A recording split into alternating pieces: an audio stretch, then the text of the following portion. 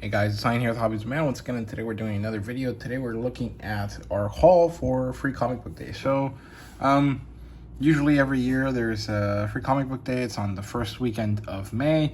Last year, there was a kind of like a crossover with Star Wars as well, and this year too, so that's pretty cool.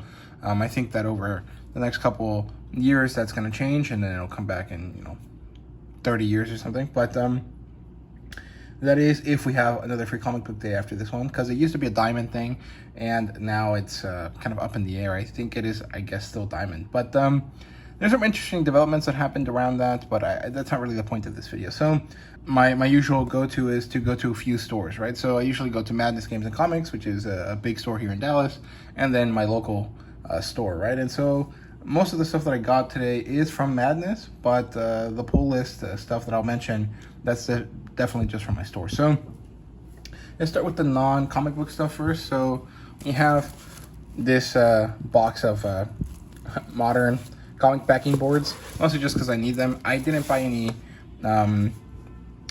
plastic bags this time because I had bought some from Walmart, and I actually ended up getting them for free because the sellers sent me the wrong stuff, and I got them for free thanks to Walmart's customer service. But I just need them, and every year I feel like they're more and more expensive. I think that the first year that I bought some, they were about 16 bucks. Now at this point they're 19, and that's just a bit too much for my opinion. But at the same time, because comic book issues are a investment at this point, they're $5 a piece. Even though I'm gonna keep them, I'm not gonna I'm not speculating on them. I'm not looking to sell them. I'm not a collector in the resale kind of sense. A $5 book needs to be protected, and floppies are very easily damaged, and so you have to buy this stuff, right? And it's kind of pretty annoying that it's so expensive, but that's not really too big of a deal, I guess. Overall, it's just annoying that every couple months I have to buy some of these. So yeah, moving on from that, let's look at the manga that I ended up buying. So I got these from Madness, and I actually got one from a Barnes & Noble that's closing down, but they basically all were less than cover price. So I bought this and then two of these items, which were the most similarly priced stuff that I could find, and ended up getting one of them for free. So technically these were half price, if that makes sense. So I got My Dress Up Darling 13. This is not the end, but near the end of the series, which is pretty cool. But I'm not quite sure how many chapters of this are left, right? So I don't know. I just really enjoy the story. It's been a while. I haven't read volume 12, even though I do own it. But I couldn't pass up the opportunity to get this for basically $7, because it's $14 usually. Then I got Delicious Dungeon number 6. Now this is something that I've been kind of struggling with for a while. So if you guys have been fans of the channel for a while, you know that I actually didn't love the Delicious Dungeon manga, but then I really loved the anime, right? And so I had read up to the first 5 volumes out of 14, and I had bought them from a friend. His name is Darth Penn, and he had given them to me for a great deal. I think it was $5 a piece, which is awesome, right? But after I ended up watching the anime, I really loved it, and I want to finish collecting the series and kind of get ahead of the anime a bit. And I think that this is more or less where that is, right? I think there might be one more volume of this that I need in order to get about halfway through the series, which is where the anime ends. And the thing is that this is a very expensive volume. It's usually quite out of print. I can never find it in stores. I can find it on Amazon, but it's rarely ever discounted at all. And so when I got the opportunity to get it for free, or actually if you divide it by 3 to get it for $7 or less, 6 I think, I couldn't pass it up. This is a great value. This was very nice. I really appreciated the sale because it let me have this volume that I've not been able to get my hands on for a great price. So yeah, and then finally we have Iruma-kun number 6. I actually got number 4 earlier this month, and I'm missing number 5. The thing is that this was the only of the advanced volumes that they had at the Barnes & Noble. It's basically going through this very long liquidation sale, and every time that I go, the selection of books is smaller and smaller. And so I thought, if I'm getting this for about $5, because there was a 40% off sale, plus I had a $5 coupon, I ended up getting this for about $4 alongside another book I bought.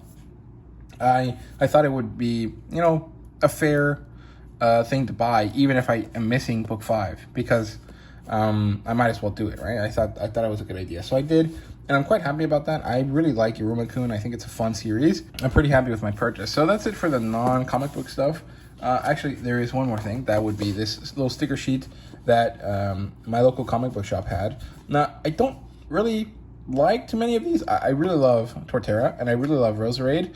Celebi's fine. Smoliv is irrelevant, but I picked this up just because it was free, and I'll use this for decorating either, you know, my water bottle or my laptop or something. I think it's nice, and maybe my sister will like some of these. So, okay, now let's look at the pull list stuff that I got. So, I had a kind of difficult month this time, and I wasn't able to pick up my comic books every week, so I ended up kind of having a giant pull list backlog, and so I just ended up picking it up this weekend just to you know, get through it and let my comic book store know that I'm not you know, just leaving stuff there. So let's just go through this real quick. We have Ultimate Spider-Man number 16, great cover there. Thundercats 15. We are Yesterday Part 3. This is World's Finest Annual. This one doesn't have the right art in it. Well, it does, but it's not Dan Mora. It's other creators, and I just don't think it quite measures up. But it's fine. It's not a big deal. Then we have Lilith. This is a Vampirella type story. It has this vampire woman and then this human girl. And I wonder if Corin Howell has read The Wandering Inn or something like that, because this girl here really gives a very Aaron Solstice vibe. That's the main character of The Wandering Inn. It's a web novel, and I really recommend it if you guys are interested. Then we have Justice League Unlimited number 6. This is We Are Yesterday 2. This is by Cantwell, and the artwork here looks pretty good. It's not exactly the same as Dan Mora's, but Bond Villain's colors really do help kind of tie it up together. We have Thundercats number 14. Then we have Rogue Sun number 26. I love this cover. My thoughts on the series are pretty positive, but lately I think that the art is not the best. Like, it was really great at the beginning, and I think that over time, as they bring in new creators to work on it, it's been suffering a bit. I don't think it's quite up to par. Then we have World's Finest 38. This is We Are Yesterday Part 1. This is by Henry. Then we have Herculoids number 2 with an awesome Linzer cover. I don't have too many opinions about this. I liked it. I think the cartoony style is great compared to Silverhawks, but that's because I think that Silverhawks has a very specific style, like vibe that it creates with the character designs and with the name and the art style that they chose, which is this like noir cartoon kind of vibe, does not work for me. It doesn't fit the retro futurist kind of vibe that Silverhawks has, right? Whereas with Herculoids, it's like a sword and sorcery story. So having this like old school Hanna-Barbera cartooniness to it is pretty good, especially because it is, you know, a Hanna-Barbera thing. So those are my thoughts there. It might not seem too consequential, but it makes a difference to me. Now let's get to the free comic book day stuff. So I actually ended up getting most free comic book day books because of a issue I had. Well, I made a mistake. So at Madness Games and Comics, they let you just pick whatever you want, right? 10 out of the 30 or something books that are available, and quite a lot of them are for kids, right? The thing is that I also pulled some for my store, and because I don't know what they're going to get any given day, because they were a pretty small store, they ended up just kind of telling me, okay, just put whatever you want on it, and if we get it, we'll give it to you, and if we don't, you won't get it, right? And so when I went to Madness, I ended up getting stuff, and so I ended up with this doubled up pile of things. And I'm not going to show you any of the doubles, but since I went with a friend, my friend also got some books himself, and after he read them, he just gave them to me because he doesn't really collect them, right? But this is probably the most interesting book that they gave out this year. This is Tamashii Nation's Mobile Suit Gundam Wing 30th Anniversary Free Comic Book Day. So this was actually, I think, a collaboration with God Hand, I think. I did not know that this was available until like 2 days ago, and then I actually ended up getting this at my local comic book store. They did not have any copies of it at Madness, or if they did, I didn't see them, and I got there 20 minutes after it opened, so they might have flown off the shelves, but I seriously doubt it. I think they probably just didn't order that many because they didn't assume that it'd be that popular. Then we have Godzilla New Heroes. I haven't really read this, but I heard that this is a little sampler of a few different Godzilla stories, right? The new ones that are coming out. That's pretty exciting. Then we have Gargoyles Demonia, or Demona, and this is cool. I'm not really all that interested in these Gargoyles comics. I really loved the Gargoyles TV show when I was a kid. I remember staying up really, really late with my dad to watch it because it would only come out like at like 2 in the morning or something. And so me and my dad watched it a few times like that. But I haven't really looked into the comic books. Then we have Boom 20th Anniversary. I think this is just a sampler of a bunch of short stories, which is pretty cool. The Mouse Guard one is pretty interesting. I have not read it, but I really do like my Mouse Guard, so I'm excited about that. There you go. King, Knight, Fool, and Villain. That's cool. I like that. Transformers, Worst Robot Ever. This is a kid's book, but I thought it'd be fun to read a little Transformers kids story, so I picked it up. Then we have a Japanese thing. So this is Isaac, and this should be, yeah, Tower Dungeon. And then Isaac on this one, which is really awesome. This story is really cool. It's about this Japanese soldier that ends up fighting in the 30 Years' War, which is really cool. I really like it. I think it's great. And I recommend you guys check it out. Then we have Snow Monkey and Enigma Town, and something beyond the Petrichor. That's cool. Street Fighter versus Trivia Schools. I Hit Fairyland, Fairyland, sorry. This is a Scotty Young book. I really enjoy Scotty Young's work, so I'm excited about this one. Post Malone's Big Rig. It's funny because, you know, Post Malone's name is on it, but no one associated with him works on this, as far as I understand it. It's Agent Wassel, who is the editor of Vault Comics, and then Nathan Gooden, who does a pretty good job. Actually, I really like Gooden's style. Black and white, pretty cool. I like that. This is basically like an ash can for the Big Rig. Then we have the Phantom, which is nice. Ray Fox, Russell Olsen. I don't know if this is a launch. I guess it is a launch. Then we have Archie's Comic Spectacular. Nice. Energon Universe. This is Transformers and G.I. Joe.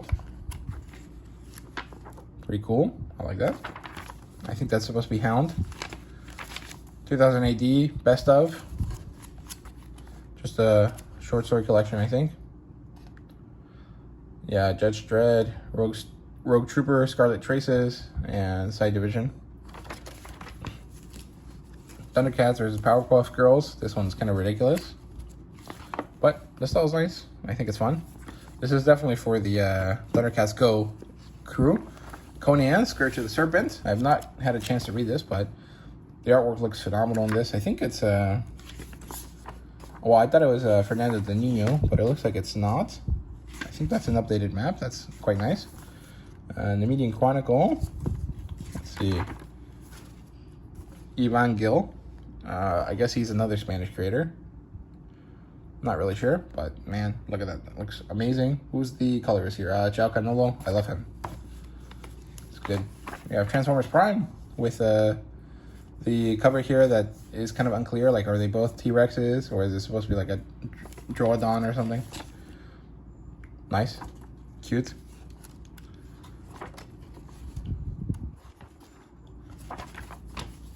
Star Wars. 10 years of Marvel comics. That's not great, to be honest with you, but whatever.